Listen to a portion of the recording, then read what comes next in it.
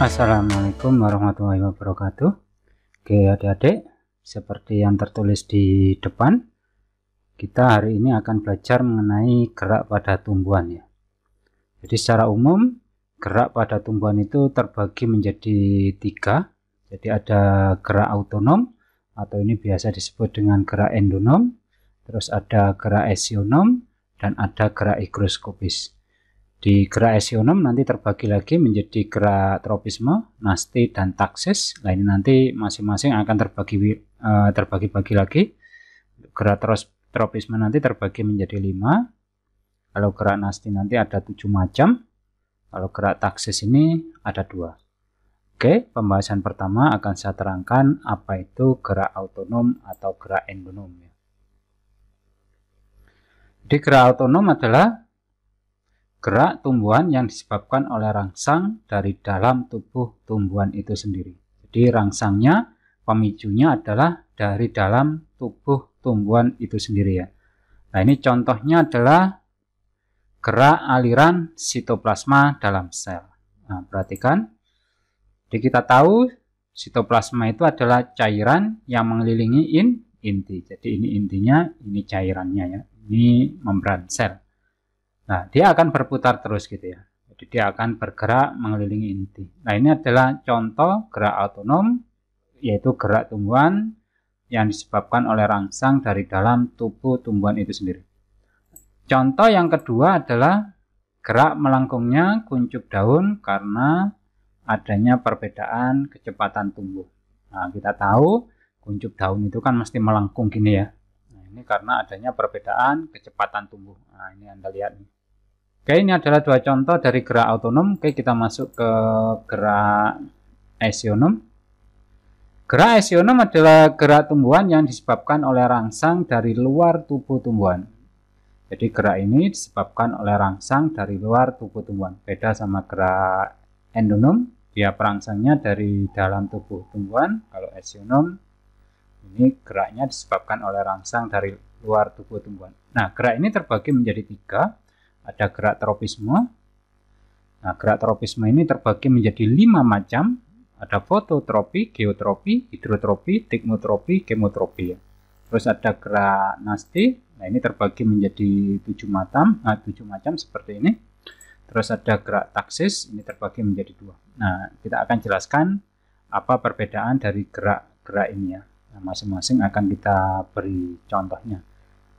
Oke, kita awali dari gerak tropisme. Apa itu gerak tropisme? Jadi gerak tropisme adalah gerak bagian tubuh tumbuhan yang dipengaruhi oleh arah datangnya rangsang. Nah, jadi gerak tropisme itu adalah gerak bagian tubuh tumbuhan yang dipengaruhi arah datangnya rangsang. Jadi dipengaruhi oleh arah, ini kata kuncinya ya. Oke, yang pertama adalah fototropi. Fototropi itu adalah gerak yang dipengaruhi oleh arah datangnya cahaya. Nah, ini contohnya adalah arah tumbuh batang yang selalu menuju ke arah datangnya sinar matahari. Kalau kalian taruh kecambah di dekat jendela, maka dia akan menjalar keluar ya. Jadi dia akan mencari arah atau dia akan menuju ke arah datangnya sinar. Contoh yang kedua adalah arah bunga matahari yang selalu menghadap arah datangnya sinar matahari. Nah, ini selalu menuju ke ini ya, kecambah ini dia akan menuju ke arah datangnya cahaya. Demikian juga dengan bunga matahari. Saya kira kalian sudah pada tahu ya.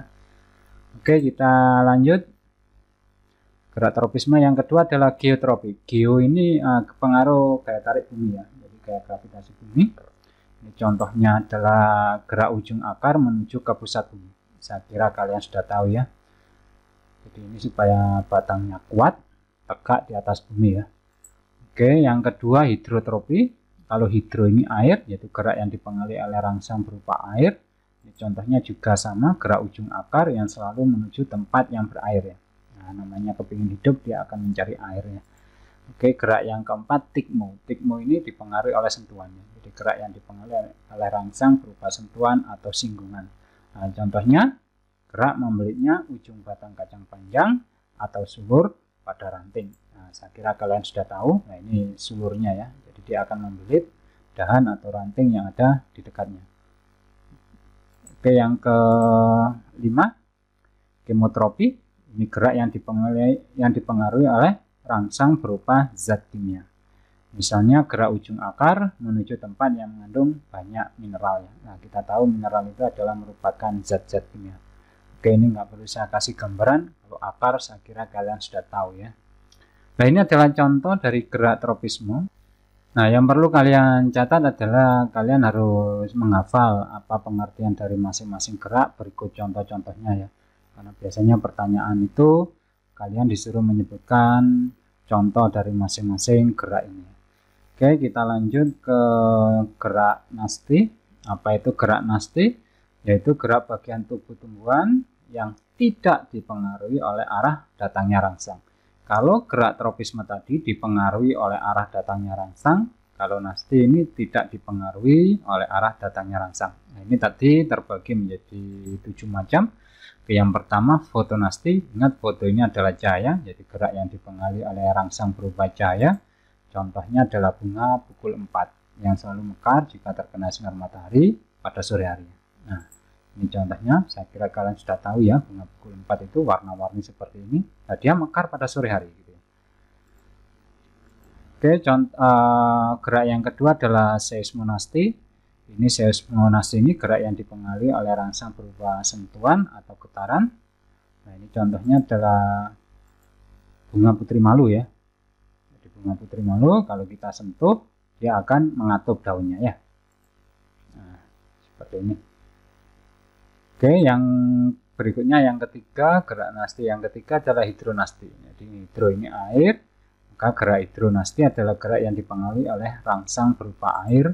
Contohnya adalah gerak menggulungnya daun ketika kekurangan air pada musim kemarau, misalnya pada bunga calathea. Gitu ya.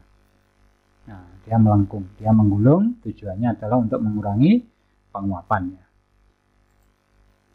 Oke, berikutnya termonasti. Ini gerak yang dipengaruhi oleh rangsang berupa panas. Contohnya adalah gerak mekarnya bunga tulip ketika suhu udara mengalami kenaikan. Nah, saya kira kalian sudah tahu bunga tulip ini dia akan mekar pada siang hari karena suhunya panas ya. Oke, berikutnya kemonasti. Kemo ini kimia, yaitu gerak yang dipengaruhi oleh rangsang berupa zat kimia. Contohnya adalah membukanya stomata pada siang hari karena udara banyak mengandung CO2. Nah, ini gambar stomata ya. Kalau pada batang itu namanya lentisel. Jadi ini karena banyak mengandung CO2, maka dia akan membuka. Ingat, tujuannya adalah untuk melakukan proses fotosintesis. Karena fotosintesis, daun membutuhkan banyak CO2 ya. Lanjut ke gerak yang keenam, yaitu niktinasti. Kalau niktinasti ini gerak yang dipengaruhi oleh suasana gelap. Contohnya ini adalah gerak mengatupnya daun petai Cina ketika menjelang senja ya. Atau daun lamtoro atau daun terembesi. Itu dia akan mengatup daunnya kalau sudah menjelang maghrib ya. Nah, seperti ini. Dia akan mulai menutup ini ya. Oke, lanjut ke gerak yang ke-7, yaitu nasti kompleks. Nasti kompleks ini adalah gerak yang dipengaruhi oleh rangsang lebih dari satu macam. Nah, contohnya adalah gerak membuka atau menutupnya stomata ya, yang dipengaruhi oleh suhu, cahaya, kadar CO2 di udara, dan air. Nah, ini saya kira nggak perlu saya kasih gambarnya seperti yang tadi ya. Oke, lanjut ke gerak yang berikutnya, gerak taksis ya. Apa itu taksis? Yaitu gerak berpindah tempat sebagian atau seluruh tubuh tumbuhan akibat rangsang dari luar tubuh tumbuhan. Jadi ini berpindah tempat sebagian atau seluruh tubuh tumbuhan yang disebabkan oleh rangsang dari luar tubuh tumbuhan. Nah, ini ada dua macam, ada fototaksis. Ingat, foto ini cahaya, ini dipengaruhi oleh rangsang berupa cahaya. Nah, contohnya adalah gerak kloroplas ke arah bagian sel yang terkena cahaya. Kloroplas itu adalah yang digunakan dalam proses fotosintesis ya. Jadi kloroplas itu dia itu ibaratnya seperti kompor gitu ya. Kalau Anda masak kan butuh kompor supaya masakannya matang. Nah, fotosintesis juga sama. Dia itu butuh panas ya. Nah, panas nanti dia diperoleh dari matahari. Jadi dia peroleh dari matahari, jadi sinar dari matahari nanti diserap gitu ya. Nah, dia bisa bergerak gini ya. Nah, kalau cahayanya terang tapi dia terhalang oleh daun, kloroplas akan bergerak seperti ini, berada di atas gini ya. Nah, ini berada di bagian atas ini. Tapi kalau dia terik sekali, nggak ada penghalang, atau ibaratnya terlalu panas, maka dia berada di tepi. Jadi dia melingkar seperti ini. Jadi ibarat kalian masak, kalau terlampau panas ya dia bisa masakannya gosong. Nah, ini juga sama. Dia akan mengatur dirinya agar tidak terlampau panas ini. Tapi kalau malam hari tidak ada sinar, ya dia ibaratnya dia beristirahat gitu ya. Dia di bawah kosong. Jadi di bagian permukaan daun ini tidak ada kloroplas gitu. Oke, contoh gerak yang kedua adalah kemotaksis. Kemo ini adalah kimia. Jadi kemotaksis adalah gerak yang dipengaruhi oleh rangsang berupa zat kimia. Contohnya adalah gerak inti sperma menuju ovum di ruang bakal biji. Inti sperma kalau pada bunga itu adalah serbuk sari ya. Kalau ovum, sel telur ini ya ini putiknya. Nah, ini gerak ini timbul karena rangsang zat kimia yang dihasilkan oleh archegonium. Nah, ini contohnya. Nah, ini putih ya. Ini bakal biji di sini. Nah, ini nanti polen itu serbuk sarinya. Jadi dia jatuh di sini. Nah, dia akan tanpa diperintah dia akan bergerak ke bawah ini. Nah, dia akan bergerak ke bawah menuju ke bakal buah. Nah, dia akan membuah di dalam sini ya. Nah, ini akan Anda pelajari di kelas 9 ya. Oke, kita lanjut ke gerak yang ketiga, yaitu gerak higroskopis. Nah, gerak higroskopis ini adalah gerak bagian tubuh tumbuhan yang disebabkan oleh perubahan kadar air dalam sel sehingga terjadi pengerutan yang tidak merata. Nah, ini contohnya adalah pecahnya kulit buah kacang polong karena terjadi perubahan kadar air yang tidak merata. Nah, seperti ini. Jadi awalnya dia akan pecah di bagian ujung ya. Jadi ini nanti mengering dulu, yang bagian yang dekat dengan tangkainya ini masih basah, dia akan membuka dulu, terus keringnya ini akan merambat ke atas sehingga pecah semua, buahnya, bijinya berjatuhan. Oke, contoh yang kedua adalah gerak membukanya kotak spora pada tumbuhan paku. Nah, ini kotak spora ini berada di bawah tumbuhan paku ya. Nah, kalau dia mulai mengering, nanti dia pecah, dia akan mengeluarkan spora. Di spora itu ibaratnya biji gitu ya, tapi dia sebenarnya bukan biji. Jadi tanaman itu ada yang berkembang biak menggunakan biji, ada yang berkembang biak menggunakan spora. Nah, ini adalah tumbuhan paku. Saya kira kalian sudah tahu, biasanya ini menempel pada dinding-dinding rumah di luar rumah kalian ya. Oke, saya kira untuk gerak tumbuhan, saya kira cukup. Jika ada pertanyaan, silakan ditanyakan ya. Oke, terima kasih telah menonton. Saya akhiri. Wassalamualaikum warahmatullahi wabarakatuh.